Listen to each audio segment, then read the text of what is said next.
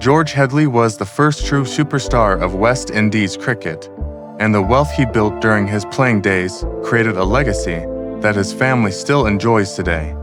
When people called Don Bradman the White Headley instead of the other way around, you knew this Jamaican genius was something special. In 22 tests, when the innings could stand or fall on his performance, Headley scored 2,190 runs, including 10 centuries, 8 against England, with an average of 60.83. But what most people don't know is how this cricket master built a fortune that lasted long after his death in 1983, creating generational wealth that still benefits his descendants in 2025. George Alfonso Headley OD. MBE was born on the 30th of May 1909 and died on the 30th of November 1983. He was a Jamaican cricketer who played 20 test matches, mostly before World War II. Considered one of the best batsmen to play for the West Indies and one of the greatest cricketers of all time, Headley also represented Jamaica and played professional club cricket in England. What makes George's story incredible is how he turned his cricket skills into serious money during an era when most players earned almost nothing, while his teammates struggled to pay rent. George was building an empire that would make his family wealthy for generations. George's journey to riches started in the most unlikely place, Panama, where he was born to Jamaican parents who had moved there for work. His family returned to Jamaica when George was just a baby, settling in Kingston, where his father worked as a barber and his mother took in washing to make ends meet. The family was poor, but George's parents understood that education and hard work were the only ways to escape poverty. They sacrificed everything to send George to Walmer's Boys' School, one of Jamaica's best schools, where he learned to read, write, and think like the wealthy children around him. Even as a young boy, George was different from other cricket players. While they played for fun, he studied the game like a science. He watched how rich people behaved, how they talked, and how they did business. George understood that cricket could be his ticket to a better life, but only if he was smart about it. On leaving school, Headley was appointed as a temporary clerk in a magistrate's court. This enabled him to play competitive cricket for the St. Andrews Police side in 1926. In a cup competition, some impressive performances for the club earned him an invitation to practice with the Jamaica Colts team. However, his job made it impossible to attend, and he was not considered for the Jamaican side against Lord Tennyson's English touring side in 1927. That year, Headley began working for Keeling Lindo Estates in St. Catherine. The firm were enthusiastic cricket patrons, allowing employees time off to play cricket, which was exactly what George needed. The smart move to work for cricket-loving employers paid off immediately, while other talented players had to choose between cricket and earning money. George found a way to do both. The estate owners were wealthy businessmen who taught George about investments, property, and how rich people protected their money. During lunch breaks and after work, George would sit with the estate managers and learn about business deals, land purchases, and banking. This informal education became worth more than any university degree. George's first big break came when he started dominating local cricket matches so badly that wealthy spectators began betting on him. But instead of just playing for prize money like other cricketers, George started accepting sponsorship deals from local businesses. A rum company paid him to endorse their products. A clothing store gave him free suits in exchange for wearing them to matches, and several hotels offered him free rooms when he traveled. By age 20, George was already living better than most working people in Jamaica. When George made his test debut for the West Indies in 1930, he wasn't just representing his country, he was launching a business empire.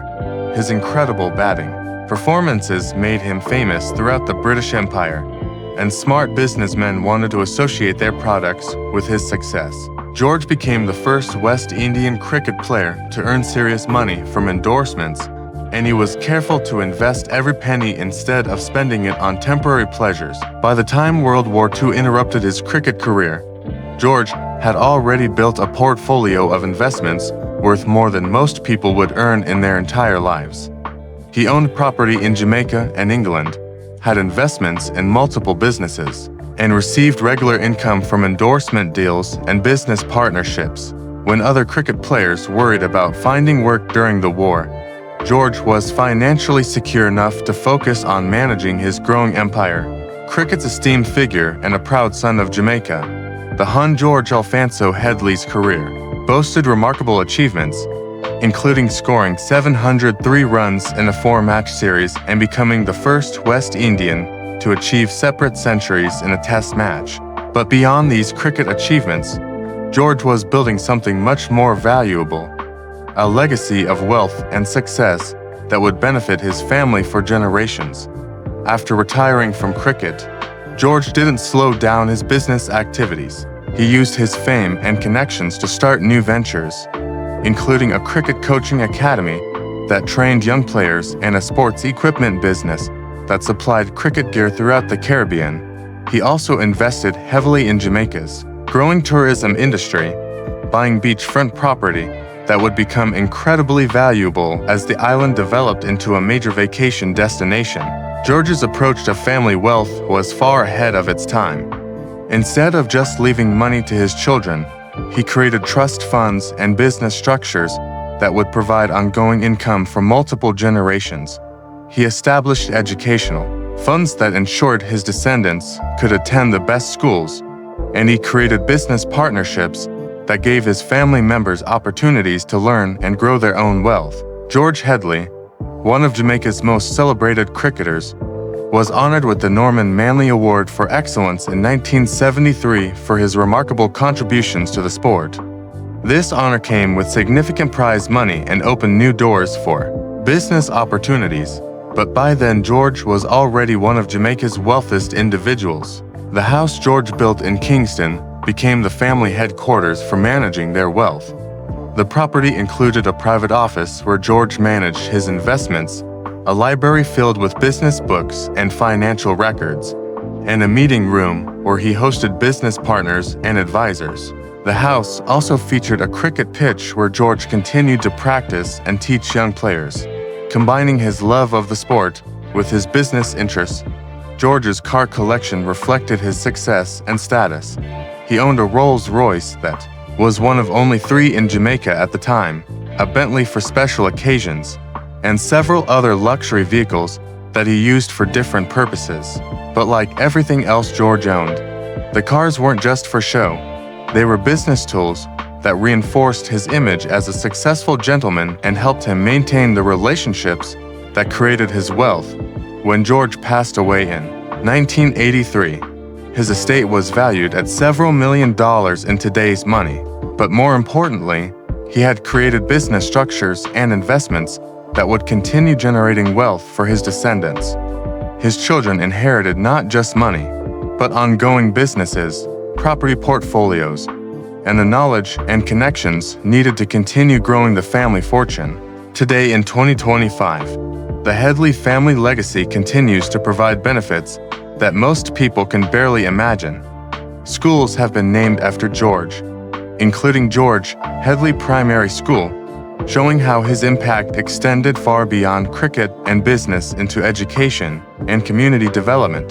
The family still owns significant property in Jamaica and other Caribbean islands, continues to benefit from business investments George made decades ago, and maintains the social connections that opened doors throughout the region. George's descendants have used their inherited wealth and connections to build successful careers in business, politics, and professional fields. They attend the finest universities, live in beautiful homes, and have access to opportunities that their ancestors' success created. The trust funds George established still provide income. The businesses he invested in continue to grow. And the property he bought has increased in value beyond anything he could have imagined. The most valuable part of George's legacy isn't the money, it's the mindset he created. He showed his family that